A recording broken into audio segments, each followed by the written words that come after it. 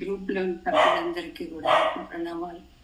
నాకు అవకాశం ఇచ్చిన కరుణ మేడంకి కూడా ఆత్మ ప్రణామాలు. నేను ఈరోజు ఆనందో బ్రహ్మ అనే టాపిక్ చెప్తానన్నాడు. మానవుడి జీవితం ఎందుకు, మనం ఎందుకు జీవించాలి, మనం ఎందుకు జీవిస్తున్నాం, ఈ జీవితం ఎందుకు, ఇంత విచిత్రమైన ప్రకృతి నిర్మాణం ఎందుకు, అసలు ఇన్ని రకాల జీవరాశులు ఎందుకు, సృష్టి కార్యక్రమం అంతా ఎందుకు అన్నవి మౌలికమైన ప్రశ్నలు.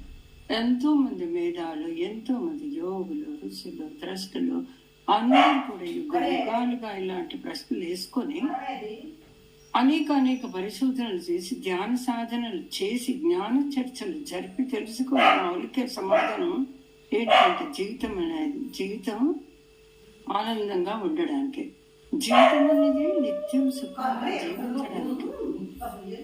భారతదేశంలో వేదాలలో ఏం చెప్పబడి ఉందంటే అన్నిటికన్నా గొప్పదే ఆనందం. కనుకనే ఆనందో బ్రహ్మ అని చెప్పబడింది.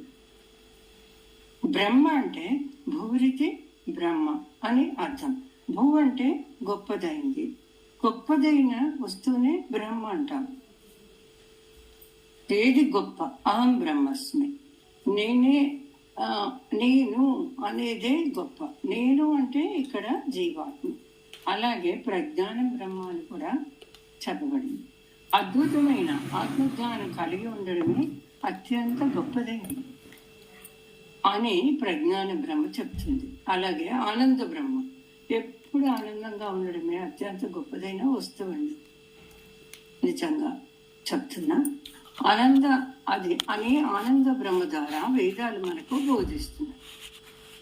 ఆనందం అంటే పిరమిడ్ సొసైటీ, స్పిరిచువల్ సొసైటీస్ వారు 1991లో ద కర్నూల్ స్పిరిచువల్ సొసైటీ ద్వారా ప్రజలకు ధ్యాన మార్గం గురించి చెప్పడం కోసం తీవ్ర ప్రయత్నం మొదలుపెట్టారు.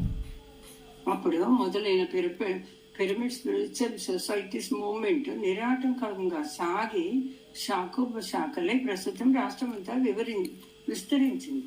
నిన్నగాక మొన్న 1919 ఫిబ్రవరి 25న పిరమిడ్ స్పిరిచువల్ సొసైటీస్ మూవ్మెంట్ తన 2వ భాగాన్ని స్థాపించింది. అదే పిరమిడ్ పార్టీ ఆఫ్ ఇండియా. ఆ తర్వాత పిరమిడ్ స్పిరిచువల్ సొసైటీస్ ఉద్యమం ముచ్చటగా తన 3వ విభాగానికి శ్రీకారం చుట్టింది. అదే ద ఎంజాయ్మెంట్ సైన్స్ అకాడమీ. ప్రకృతంగా ఇది స్పిరిచువల్ సొసైటీ ద్వారా జన్మ తీసుకుంది. The enjoyment science academy of తిరుపతిగా ఆవిర్భవించింది. ఇదే విధంగా ఇదే మూసలో ప్రతి పిరమిడ్ స్పిరిచువల్ సొసైటీ కూడా తమ ఊరిలో, తమ పట్టణాల పేర్ల మీద ఎంజాయ్మెంట్ సైన్స్ అకాడమీ ముఖ్య ఉద్దేశం ఏంటి? జీవితాన్ని ఆనందంగా ఎట్లా ఉంచాలి, ఎట్లా జీవించాలి, అనుక్షణం ప్రతి సందర్భంలో అన్ని స్థితిగతుల్లోనూ ఏ విధంగా ఆనందంగా జీవించాలి అన్న ఈ శాస్త్రాన్ని ప్రజలకి బోధించండి. ఇది ఒక చక్కటి శాస్త్రం. ఇప్పుడు గణిత శాస్త్రం, రసాయన శాస్త్రం, కెమిస్ట్రీ, ఫిజిక్స్ ఇవన్నీ ఎట్లా ఉంటాయి కదండి, అట్లా ఇది కూడా ఒక ఆనందం ఎలా అని పరిశోధించే శాస్త్రం. ఆనందం ఎలా అని శోధన చేసే వారికి మార్గాలు తెలుసుకొని వాటిని ప్రబోధించే శాస్త్రం. శాస్త్రం తెలియకుండా కూడా మనం ఒక పని చెయ్యొచ్చు, శాస్త్రం తెలిసి మనం ఆ పనిని చెయ్యొచ్చు. ఎగ్జాంపుల్, రైతులు ఉన్నారు చూడండి, వ్యవసాయం చేస్తుంటారు, పంటలు పండిస్తారు. వ్యవసాయ శాస్త్రం తెలిస్తే మరింత బాగా పండిస్తారు కదా. ప్రతి ఒక్కరు కూడా బాత్రూమ్ సింగింగ్ చేస్తుంటారు, స్నానం చేసేటప్పుడు ఎంచక్కగా పాటలు పాడుతుంటారు. అంటే ఫ్రీగా అక్కడ ఎవరు డిస్టర్బెన్స్ ఉండదు కాబట్టి హాయిగా ఉంటుంది. చక్కగా వాళ్ళ ఓన్గా మంచి నైపుణ్యంతో పాడుతుంటారు ఓపెన్గా. కానీ సంగీత కళాశాలకు వెళ్తే, సంగీత శాస్త్రం నేర్చుకుంటే ఆ యొక్క సంగీతం అనేది శాస్త్రీయంగా రూపుదిద్దుకొని మనకు సమున్నత ఆనందాన్ని ప్రసాదిస్తుంది. అంటే దాన్ని మనం పుషప్ చేసుకోవాలి. సంగీత శాస్త్రం ఉంది, సంగీత విద్య ఉంది, సంగీత కళ ఉంది. అలాగే మాట్లాడడం తీసుకుందామండి. మాట్లాడడం కూడా ఒక సైన్స్. ఎలా మాట్లాడాలి, ఎంత మాట్లాడాలి, ఏ విధంగా ఇంటోనేషన్ ఉండాలి, అప్పుడప్పుడు ఎలా గ్యాస్ ఉండాలి, చిన్నగా ఎలా మాట్లాడాలి, పెద్దగా ఎలా మాట్లాడాలి, స్వరమాధుర్యం ఎలా ఉండాలి, మాటలో ఎలాంటి లాలిత్యం ఉండాలి, ఇవన్నీ కూడా మనం తెలుసుకొని వాటిని శాస్త్రీయంగా అధ్యయనం చేసి అభ్యాసం చేయాలి. ఇది కూడా ఒక సైన్స్. ప్రతిదీ ఒక శాస్త్రమే, ప్రతిదీ ఒక సైన్స్. రికార్డింగ్ ఎలా చేయాలి అనేది పెద్ద సైన్స్, అదొక ఆర్ట్, అదో విద్య, అదో శాస్త్రం. మరి ప్రతి చిన్న శాస్త్రం ఉన్నప్పుడు జీవితం అంతా ఆనందంగా ఎలా గడపాలి అన్న అద్భుతమైన విషయానికి ఒక శాస్త్రం ఉండదా? ఉండి తీరుతుంది కదా. అదే ఎంజాయ్మెంట్ సైన్స్. ఈ శాస్త్రాన్ని పరిశోధించడానికి, అందులో ఉన్న విషయాలను, సూత్రాలను తెలుసుకోవడానికి, తెలుసుకున్న విషయాలను ప్రజలందరికీ అందివ్వడానికి ఈ ఎంజాయ్మెంట్ సైన్స్ అకాడమీలు స్థాపించబడ్డాయి. ఇప్పుడు ఉదయాన్నే లేస్తాం, లేచి బద్ధకంతో మళ్ళీ పంటాం. ఒక గంట పడుకుంటాం అనుకోండి, చాలా బాగుంటుంది, కరెక్ట్. అలా కాకుండా ఉదయాన్నే లేచి స్నానం చేసి ధ్యానాన్ని కూర్చొని ఇంకా ఎక్కువ ఆనందం ఉంటుంది కదా. అట్లా చేస్తే మనం ఒక్క గంట పడుకునే ఆనందం కన్నా వెంటనే స్నానం చేసి కళ్ళు మూసుకొని శ్వాస మీద ధ్యాస పెట్టండి. అద్భుతమైన చిత్తవృత్తి నిరోధం జరిగి ఎంతో బ్రహ్మానందంగా ఉంటుంది. కనుక ఒక ఆనందం కన్నా ఇంకో ఆనందం గొప్పదైనప్పుడు అంతకుముందున్న ఆనందాన్ని వదిలిపెట్టేసి ప్రత్యేకమైన గొప్పదైన మరొక ఆనందానికి మనం దగ్గర కాగలం కదా. దానే ఆనంద శాస్త్రం బోధిస్తుంది అనమాట. ఇప్పుడు ఒక ఉద్యోగం 10 రూపాయలు సంపాదిస్తున్నాం అనుకోండి, ఇంకోటి 50 రూపాయలు సంపాదిస్తాం ఇంకో ఉద్యోగంలో జాయిన్ అయితే, అంతకుముందు ఉద్యోగాన్ని వదిలిపెట్టేస్తాం కదా. అట్లా తెలివితేటలుగా చేసుకోవాలి జీవితం. అలాగే ఒక పని చేస్తున్నామండి ఆనందం కోసం, ఆనందం వస్తుంది, కానీ అదే పనిని మరో విధంగా అదే శ్రమను ఇంకొక దాంట్లో పెడితే అందులో మరింత ఆనందం వస్తుంది కదా. మరి ఆ పని చెయ్యాలి కదా. ఈ తరుణంలో నాకు రామకృష్ణ పరమహంస గారు గుర్తొచ్చారండి. ఆయన 3 రకాల ఆనందాలు చెప్పారు కదా. విషయానందం, భజనానందం, మరి బ్రహ్మానందం. విషయానందం అంటే మనం కాఫీ, ఇడ్లీ ఇలాంటివన్నీ తీసుకోవడం అన్నమాట. భజనానందం అంటే చక్కటి సంగీతం వినడం. బ్రహ్మానందం అంటే మనలో మనం స్థితి కావడం అన్నమాట కదా. విషయానందం కన్నా భజనానందం ఎక్కువ ఆనందాన్ని ఇస్తుంది. ఇప్పుడు బిస్మిల్లా ఖాను షహనాయి సంగీతం వింటాం కదండి. వింటూ ఉంటే మనకు ఇక అసలు ఏది కాఫీ కూడా తాగబుద్ధి కాదు, పడుకోబుద్ధి కాదు. ఎందుకంటే అలా భజనానందం అంత అద్భుతమైంది. అయితే దానికంటే 1000 రెట్లు గొప్పది బ్రహ్మానందం కదా. అది అంటే మనం ధ్యానం ద్వారా చిత్తవృత్తి నిరోధం చేసినప్పుడే ఆ పొందే సమాధి స్థితిలో ఆనందం అన్నమాట. కనుక ఎప్పటికప్పుడు వీలైనంత ఎక్కువ ఆనందాన్ని మనం చురుకుంటూ ఉండాలి. కనుక పొద్దున్నే 1 గంట బతుకంగా పక్క మీద దొరలాడే బదులు 1 గంట సేపు ధ్యానం చేస్తే ఎంతో బాగుంటుంది కదా. ఈ ఒకటికి మించిన ఒకటి ఆనందం అంటే కదండి. అప్పుడు ఎవరో అన్నమయ్య 2 భామలతో హాయిగా ఆనందంగా ఉంటే అప్పుడు విష్ణుమూర్తి వెంకటేశ్వరుడు కనిపించేస్తే ఇంతకంటే ఆనందం నేను చూపిస్తా అంటాడు కదా. ఆయన ప్రత్యక్షమే, ఆయన కళ్ళు చూస్తూ ఎన్నో పాటలు పాడుతూ అన్నమయ్య కీర్తన చెప్పలేనని కీర్తనలు పాడాడు. అట్లా అది అసలైన ఆనందం. అంటే అది క్రికెట్ ఆడుతుంటాం కదండి, మనం బ్యాటింగ్కి వెళ్ళినప్పుడు వెంటనే అవుట్ అయిపోతాం, మళ్ళీ పెవిలియన్కి మళ్ళీ గ్రౌండ్కి తిరిగి వస్తాం. అవుట్ కావడం సహజం అని అనుకున్నప్పుడు బాధపడం కొంచెం, అయ్యో అవుట్ అయ్యాను ఇంకెట్లా, ఇదే జీవితం అనేసి జీవితం అంతా నాకు దాని మీద అంత బాధ అవసరం లేదు. మనం మొదలు అనుకుంటాం ఇది ఒక ఆట అనుకుంటాం కదా. జీవితము రకరకాలుగా ఉంటుంది. ఒకవేళ అవుట్ అయితే మనం మనం తెలుసుకున్నాం, అవుట్ అయినా కూడా పర్లేదు, దాంట్లో మనం ఎంతో తెలుసుకుంటాం కదా.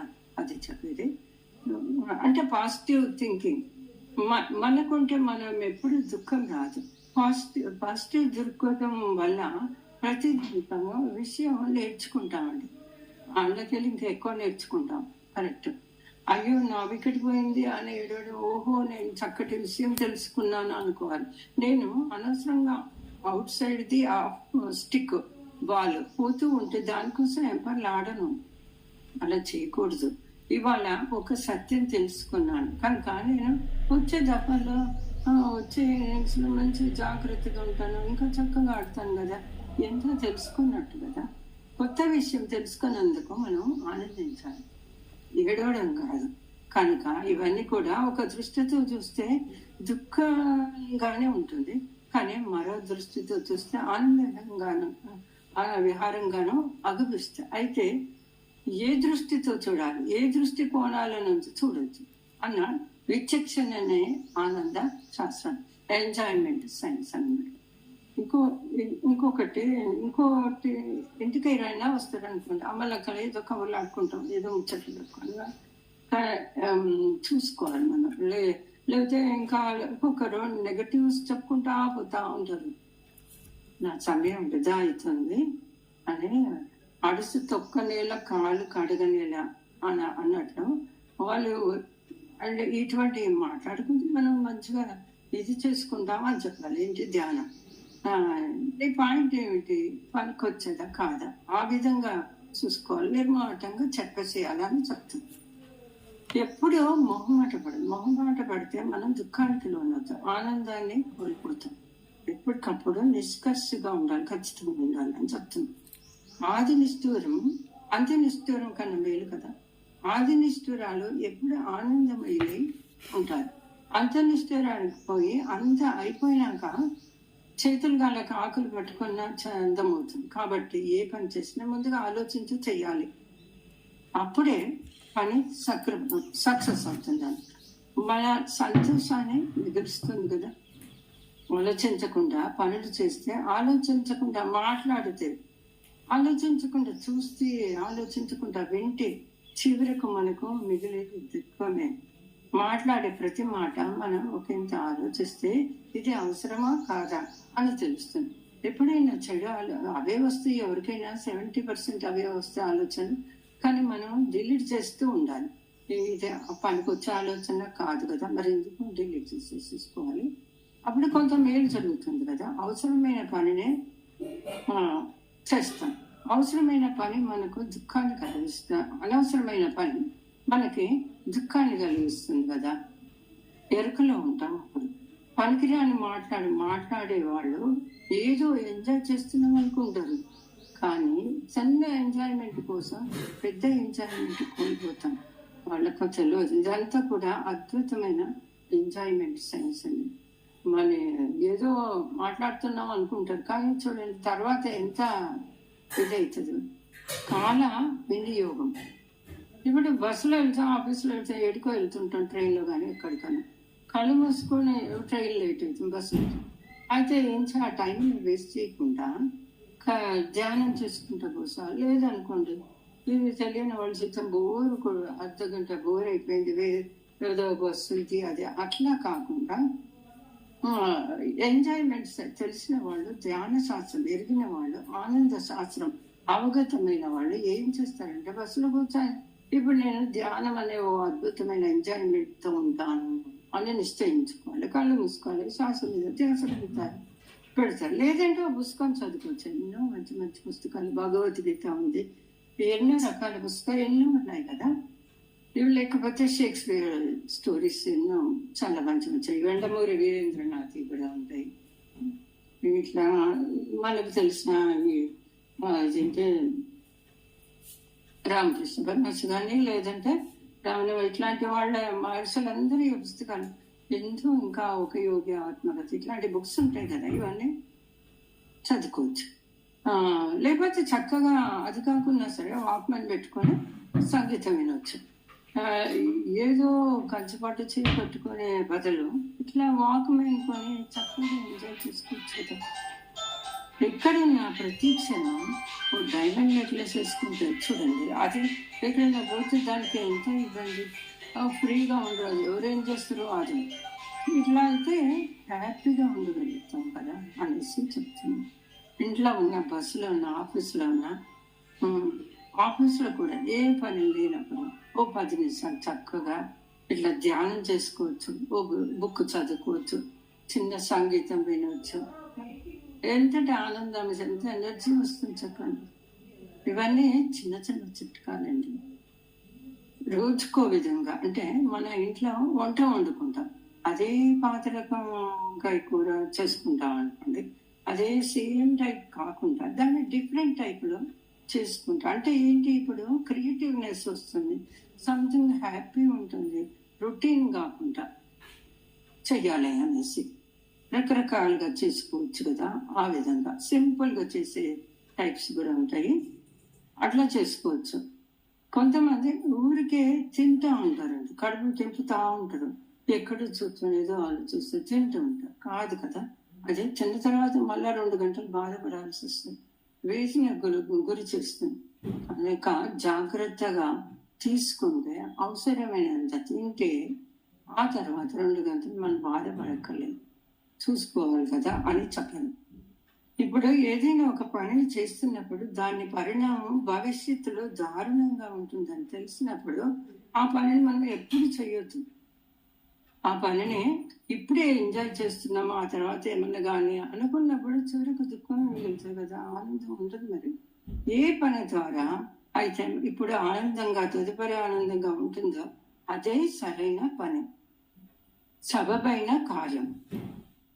ఎక్కువ డబ్బు సంపాదించమనుకోండి, ఆ డబ్బుని ఏం చేయాలో తెలియదు, ట్యాక్స్ కట్టాలో తెలియదు, దాన్ని పోయి ఇంట్లోనే పెడితే వాడు టెనెట్కి ఇస్తేవాడు ఖాళీ చేస్తాడో తెలియదు. అందుకే ఎవడు రైట్ చేస్తాడో ట్యాక్స్ తెలియదు, లేకపోతే కొడుకులే సర్వనాశనం, పిల్లలే సర్వనాశనం చేస్తారో తెలియదు.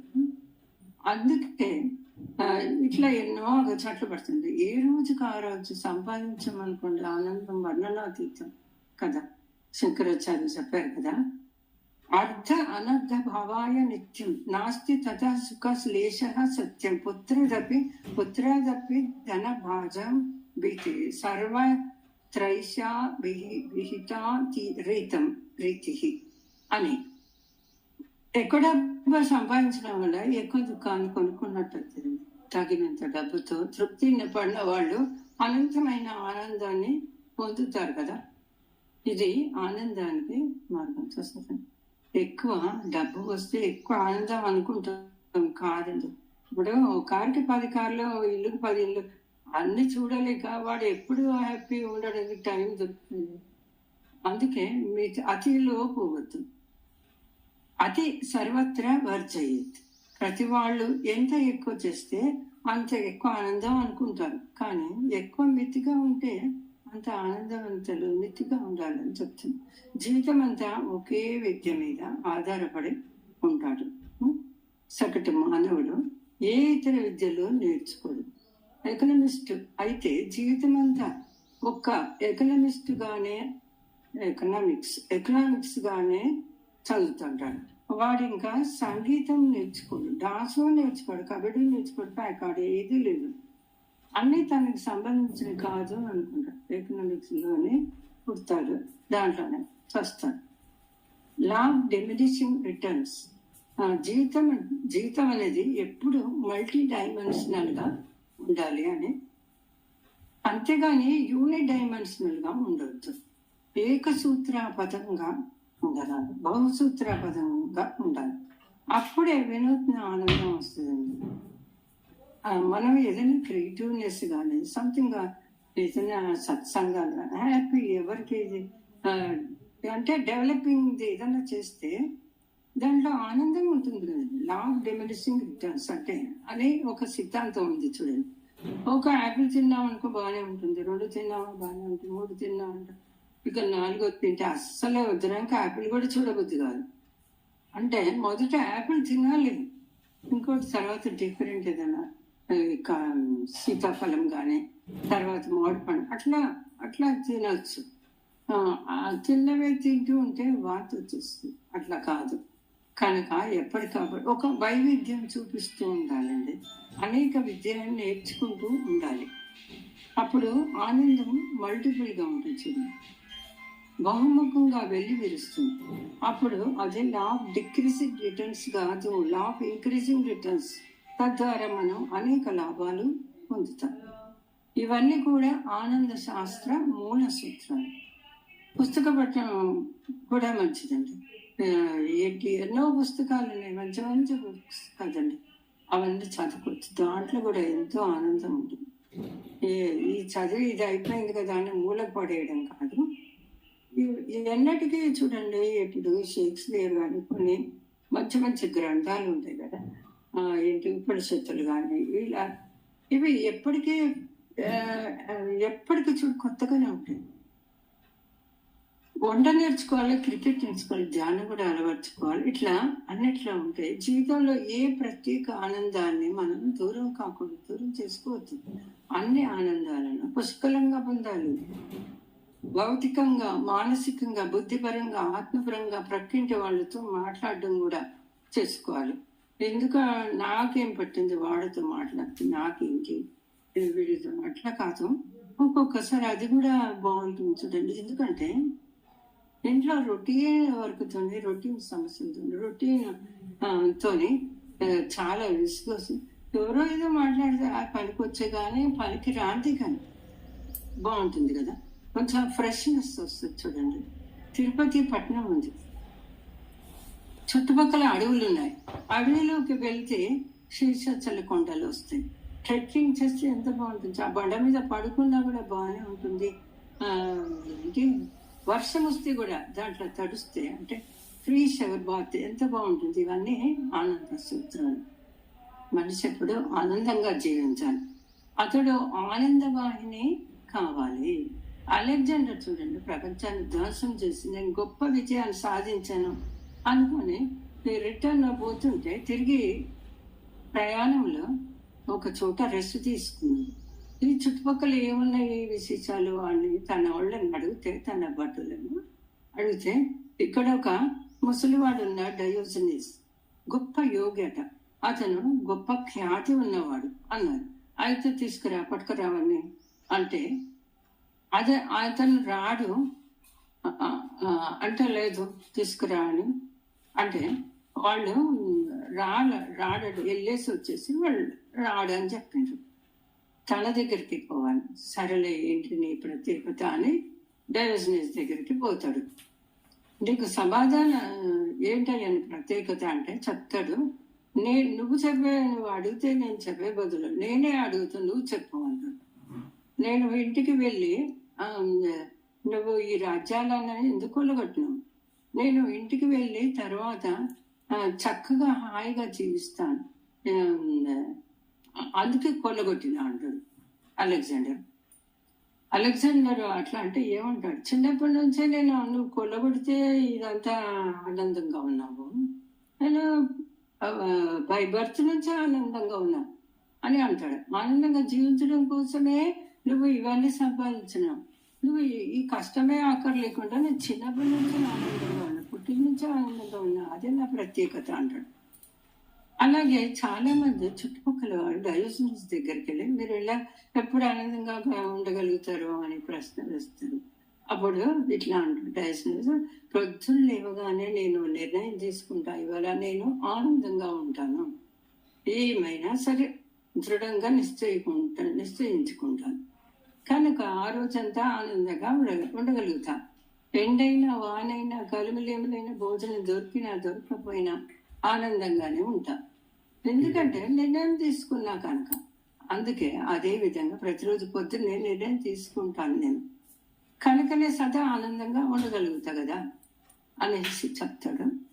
ఇది అద్భుతమైన ఆనంద సూత్రం. కనుక ఒకదాన్ని నిర్ణయించుకుంటే అంటే నేను సంగీతం నేర్చుకోవాలి అని నిర్ణయం తీసుకుంటున్నాను అనుకోండి, సంగీతం నేర్చుకుంటా, ఆ నిర్ణయంలో అయినప్పుడు వస్తుందో రాదో, నేర్చుకుంటున్నావు లేదో, చెప్పగలుగుతున్నావు లేదో అనేసి అది కాదు, అది కానే కాదు, నేను ఆనందంగా ఉంటాను, నేర్చుకుంటాను అంటే ఒక పట్టుదల అంటే తప్పకుండా నేర్చుకుంటావు, అన్ని ఏ పని కావాలంటే ఆ పని చేయగలుగుతావు అని చెప్పడం.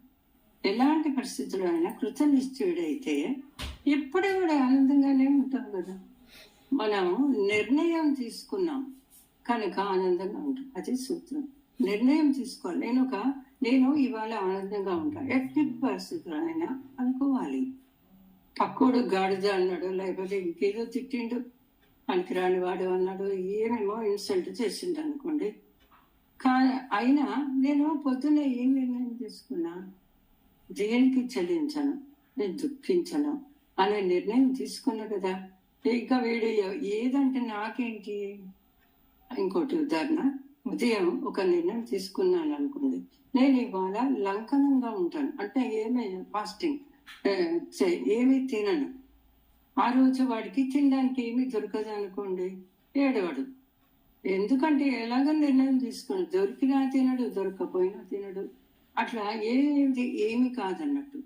అలాగా ఇవాళ బాగా తింటానని నిర్ణయం తీసుకుంటాను అనుకోండి, వాడికి ఆ రోజు ఏమీ దొరకలేదు, ఇంకా వాడికి బాధ వర్ణనాతీతమా, ఇక వాడి బాధ వర్ణన. అందుకే నేను ఇవాళ ఇదే తింటాను అని నిర్ణయం చేసుకున్నవాడు పాపం, వాడికి అదే దొరుకుతూనే ఉంటుంది. ఏ ఇంట్లోకి వెళ్ళినా దొరుకుతూనే ఉంటుంది. అంటే నిర్ణయం తీసుకున్న వాళ్ళు దొరికినా దొరకపోయినా ఎట్లన్నా ఏమైనా ఆనందంగా ఉంటా అని డిసిషన్ చేసుకున్నాడు. అది దొరకపోతే దుఃఖం, కానీ ఇవాళ నేను దొరికితే తింటాను, లేకపోతే ఏమి పర్వాలేదు అనే నిర్ణయం తీసుకున్న వాడికి ఏది దొరకపోయినా కూడా ఆనందం ఉంటుంది. ఎందుకు? నిర్ణయం తీసుకున్నాడు కనుక. పొద్దున లేవగానే ధ్యానంలో అనుభవం వచ్చినా రాకపోయినా, నాకు భగవద్గీత శ్లోకం అర్థం కాకపోయినా, ఆఫీసర్ను తిట్టినా, పొగిడినా, పిల్లలు తన్నినా, మూత పెట్టినా, క్రికెట్లో ఫస్ట్ బాల్కే అవుట్ అయినా లేక సెంచరీ కొట్టినా, ఇవాళ ఏమైనా సరే నేను ఆనందంగా ఉంటాను అని నిర్ణయం చేసుకుని వెళ్ళినప్పుడు, క్రికెట్లో ఫస్ట్ బాల్కే అవుట్ అయినా వాడు పక్క నవ్వుతాడు. వాడు పొద్దున్నే నిర్ణయం తీసుకుంటున్నాడు కదా మరి, అందుకే. లేకపోతే ఫస్ట్ బాల్ కాటని ఏడుస్తూ ఉంటాడు కదా. అది ఆయన డైజనీస్ యొక్క గొప్ప ఆనంద శాస్త్రజ్ఞుడు అనమాట. ఎంజాయ్మెంట్ సైన్స్ అకాడమీ ఇలాంటి ఆనుమత్యాలు ఏంటంటే ప్రపంచ సాహిత్యంలోకి తీస్తుంది, వాటిని అందరికీ ప్రచారం చేస్తుంది. ఎలాగైనా ధ్యాన సూత్రాలను, జ్ఞాన సూత్రాలను పిరమిడ్ స్పిరిచువల్ సొసైటీస్ వెలికి తీస్తాయో, ఎలాగైతే ధర్మ సూత్రాలను పిరమిడ్ పార్టీ ఆఫ్ ఇండియా వెలికి తీస్తుందో, అలాగే ఆనంద సూత్రాలను ఎంజాయ్మెంట్ సైన్స్ అకాడమీస్ వెలికి తీస్తాయి. ప్రజలకు ఆనంద సూత్రాలను బోధిస్తుంది. తద్వారా ప్రజలందరూ కూడా నిత్య అనుక్షణం ఆనందంగా జీవించడానికి మార్గం సులభం అవుతుంది. కరెక్ట్ అండి. మనం కూడా స్కూల్కి వెళ్ళడం కానీ, లేదా ఎక్కడ ఇటువంటి ఏదైనా వేరే చర్చలు ఏదైనా ఉండని, అప్పుడు ఇటువంటి మనం స్లోగన్స్ పెడితే ఎంతో అంత 10 మంది విన్నప్పుడు ఒకటే ఆచరిస్తారైనా సరే ఆచరిస్తారు. అందుకే వీటిని ఇంప్రూవ్ చేయాలి. నీళ్ళు ఒకసారి ఏమైందంటే సైన్స్ ప్రొఫెసర్ చిన్నపిల్లలకు చిన్నప్పటి నుంచే ఇవన్నీ బోధించాలని చెప్తున్నారు. మామూలుగా మూర్ఖులు ఏం చేస్తారంటే, నువ్వు డాక్టర్ గా, నువ్వు ఇంజనీర్ గా అని పిల్లల్ని అంతులేని బాధ గురి చేస్తారు. చూడండి, బ్రెయిన్ వాష్ చేస్తున్నారు. ఇప్పుడు సీట్ రాకపోతే ఇక అందుకే ఆత్మహత్యలు ఇవన్నీ అవుతుంటాయి. నాకు ఎప్పుడు పత్రిక కూడా ఇట్లనే ఫోర్స్ చేస్తే ట్యాంక్ బండ్లో పడి సావాలనుకుంటుంది.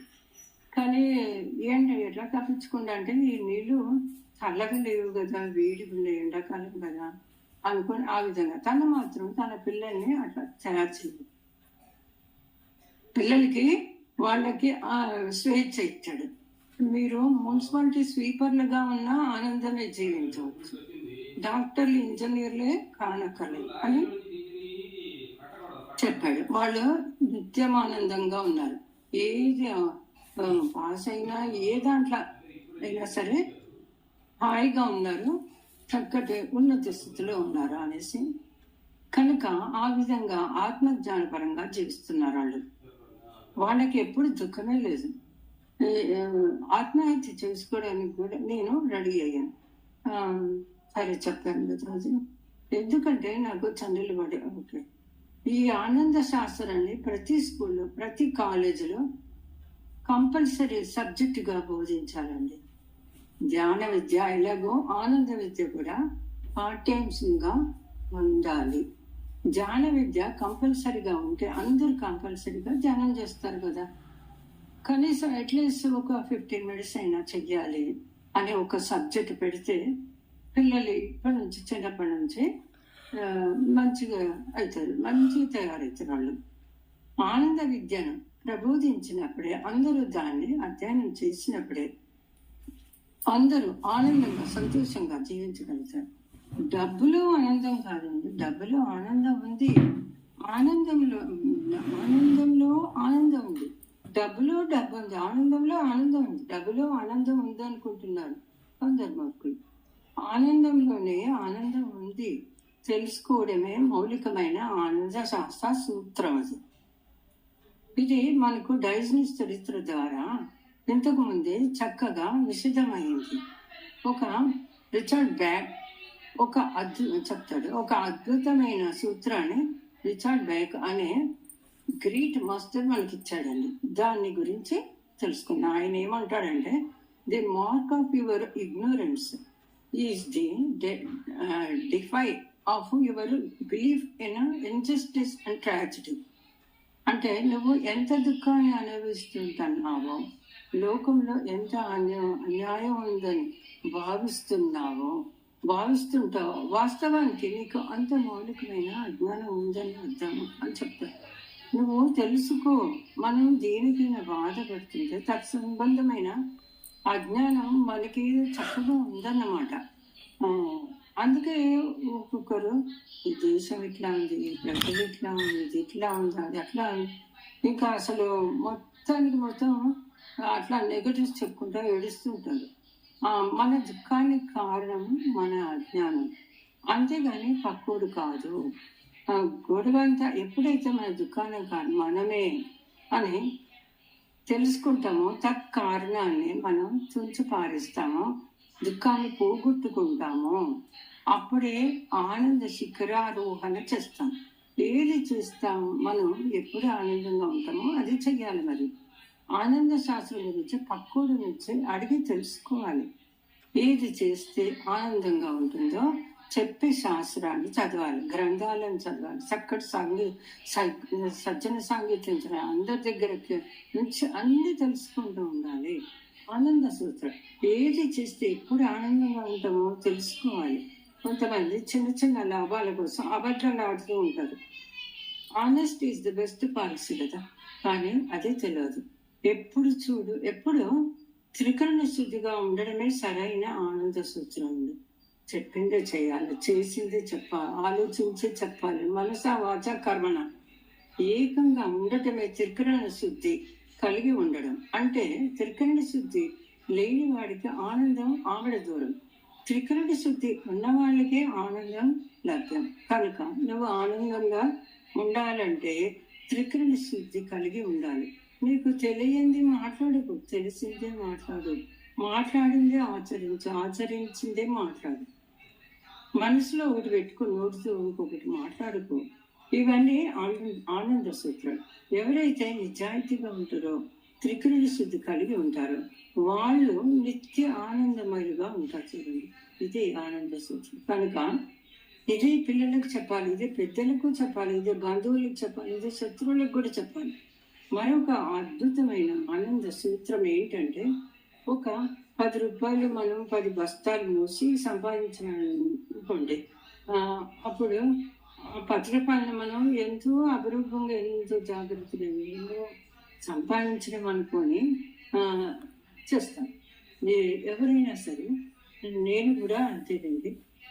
ఏదైనా ఇట్లాంటి టీవీ ప్రోగ్రామ్స్ ఇచ్చినప్పుడు, లేదంటే ఈ రేడియో ప్రోగ్రామ్స్ ఇచ్చినప్పుడు, లేదంటే ఇట్లాంటివి ఇస్తే దీంట్లో పార్టిసిపేట్ చేస్తే ఈ గిఫ్ట్ అంటే ఆ గిఫ్ట్ కోసం అదొక ఆనందం.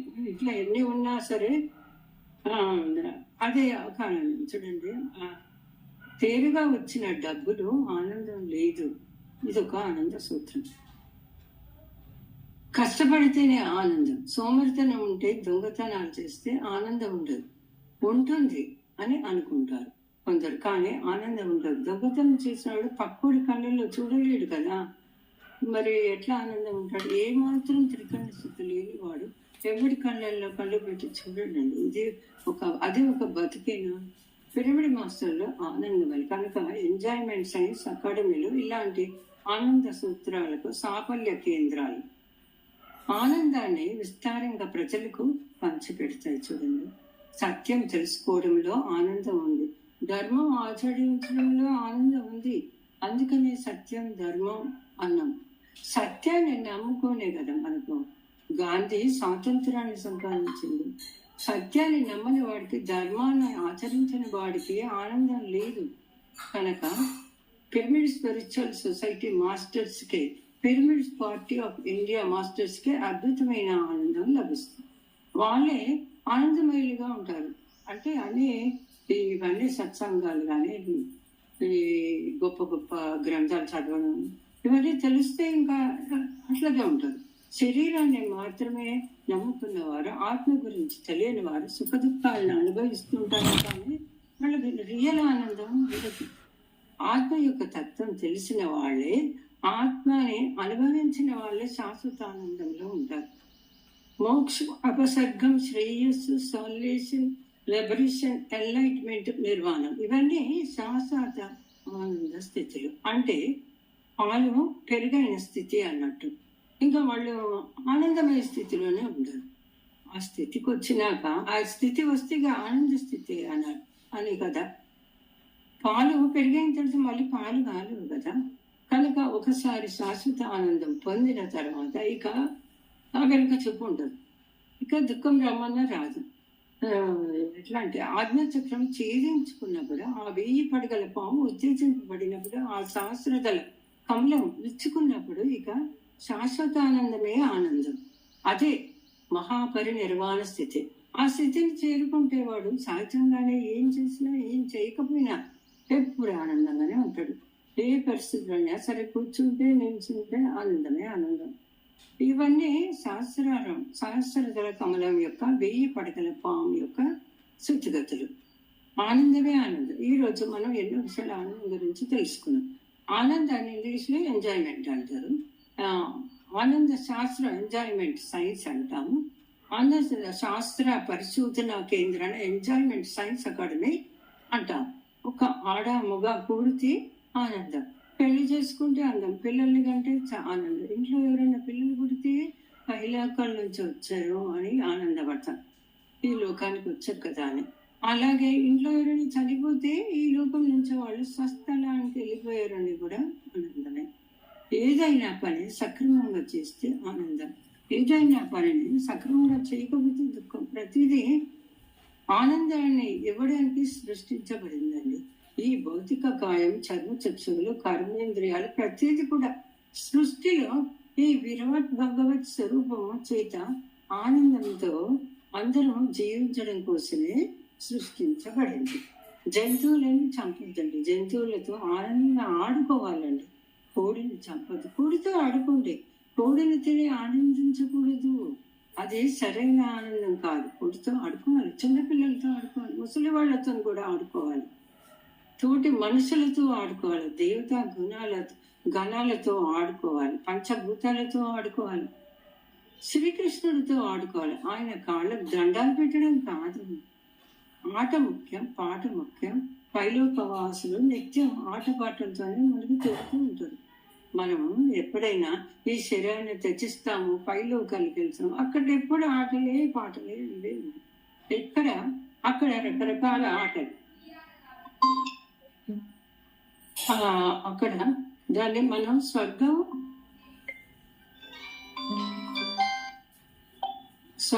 అన్నామండి. ఈ భూమిలోనే మనం స్వర్గస్థితులై ఉండాలి, జీవన్ముక్తిని సంపాదించాలి. జీవన్ముక్తి ఉండగానే దుఃఖరాహిత్య స్థితి అంటే ముక్త స్థితిలో ఉండాలి. అందుకు ఈ ఆనంద శాస్త్రం గురించి తప్పక తెలిసి ఉండాలి. ప్రతిదీ పరిమితంగా ఉండాలి, ఇది అతిగా ఉండొద్దు. ప్రతిదీ నేర్చుకుంటూ ఉండాలి, ఏ విద్యను తిరస్కరించవద్దు. ప్రతి విద్యను అందరికీ నేర్పిస్తూ ఉండాలి. అందరికీ నేర్పించడంలో చూడండి ఎంత ఆనందం ఉంటుంది. ఇప్పుడు ఏదైనా ఈ సత్సంగాలు కానీ ఇవన్నీ క్లాసులు చెప్పడం కానీ ఈ స్వచ్ఛమైన సేవ చేస్తే చూడండి ఎట్లయినా ఆనందం ఉంటుంది. నేను ఎంతో మందికి ధ్యానం నేర్పించాను. ధ్యానం నేర్పించడంలో ఆనందం ఎంతో, అది నాకే తెలుసు. ధ్యానం నేర్పించని వాళ్ళకి ఆనందం తెలియదు. అందరూ ధ్యానంలో గంటలు గంటలు కూర్చొని మళ్ళీ నా దగ్గరికి వస్తుంది. నాకు బలాన్ని అనుభవం వచ్చింది, నాకు తలనొప్పిపోయింది, కృష్ణుడు కనిపించాను, గత జన్మలు చూసుకున్నాను అని చెప్తుంటారు కదా. ఎంత ఆనందం! ధ్యానం ద్వారా వచ్చే ఆనందం కన్నా ధ్యానం చేయిస్తే వచ్చే ఆనందం 1000 రెట్లుగా 10 రూపాయలు మనం సంపాదించుకుంటే అందులో ఎంతో అంత మనం దానం ఇచ్చినామనుకోండి, దానం అది ఎంత ఆనందం వస్తుంది చెప్పండి. ఎప్పటికైనా గొప్ప గొప్ప ఆనందాన్ని పొందుతుండాలి. ఇండెక్స్ అవుతుంది. ఇప్పుడు ఈరోజు ఎంజాయ్మెంట్ సైన్స్ గురించి మాట్లాడుతుంటే నాకేమో ఎంతో ఆనందంగా ఉంది. ఎందుకంటే ఆనందం గురించి ప్రపంచానికి చెప్పడం అంతకంటే ఆనందం ఏంటి చెప్పండి. చూసారు, నేను ఎంతో ఆనందంతో అడుగుతున్నాను. నా పక్కన ఉన్నాను. మన లోపలి మనస్సు యొక్క face is the index of the mind అండి. అంటే ముఖం అనేది మన లోపల మనస్సు యొక్క ప్రతిబింబం. మనస్సు నిర్మలంగా ఉంటే మన ముఖం కూడా నిర్మలంగా ఉంటుంది. మనసులో మాలిన్యం ఉంటే ముఖం అంతా మడతలు పోయి చిక్కగా పడి వాడేదో వెదలాగా ఉంటాడు అన్నట్టు కనిపిస్తాడు. మనసు నిర్మలంగా ఉంటే మన జీవితంలో ఆనందం అనేది అప్పుడు ఇప్పుడు కాదు, ఎప్పుడు ఆనందమే అన్నదే మన ధ్యేయం. మన ధ్యేయం, మనందరి ధ్యేయం కూడా. ధ్యానం అంటే ప్రార్థనగా, ధ్యానం అంటే స్తోత్రంగా, ధ్యానం అంటే నామస్మరణ, ధ్యానం అంటే మంత్రం చెప్పు, ధ్యానం అంటే శ్వాస మీద ధ్యాస అని చెప్తున్నాను. దీంతో లాభాలు ఏంటంటే శారీరక దారుఢ్యం, మానసిక ప్రశాంతి, బుద్ధి సునిశ్చిత, ఆర్థిక సంక్షేమం, సుమిత్ర ప్రాప్తి, ఆధ్యాత్మిక విజ్ఞానం. ధ్యాన సాధన ద్వారా దివ్య చక్షులు ఉత్తేజితమవుతారు. దీనితోనే మనమే గురువులుగా మారుతుంది. ధ్యాన సాధన ద్వారా మనమే దైవ స్వరూపులుగా మారుతాము. ఇంకా ఎట్లా అంటే మనం నిష్కపటంగా ఉన్నాం అనుకోండి, కష్టపడేదని చేస్తే కష్టం ఎప్పటికీ పోతుంది. కష్టపడింది ఫలితం వస్తుంది. సత్సంగంలో ఉండు, తప్పక పరివర్తన వస్తుంది. మితిమీరిన ఆశలు మాత్రం వస్తుంది. ఓర్పు నేర్పుగా ఉండాలి, ఇస్తే వస్తుంది. ధనం అంటే ధనం ఉంటే కాదు, పంచుడు కూడా నేర్చుకోవాలి, పంచుడు కూడా ఉండాలి. దానం చేయకుంటే ఏం లాభం చెప్పండి. సంతృప్తికి మించిన సంపాదన లేదు. తప్పు లేని వాడు తమ తప్పు లేదు. సన్మార్గంలో సంపాదించాలి, సత్కార్యాలు పెట్టాలి, పరోపకారం చేయాలి. చూడండి, వీటిలో ఎంతో ఆనందం ఉంటుంది. అకుంఠిత దీక్షతోని ఏదైనా సాధించగలం. అంతేనండి.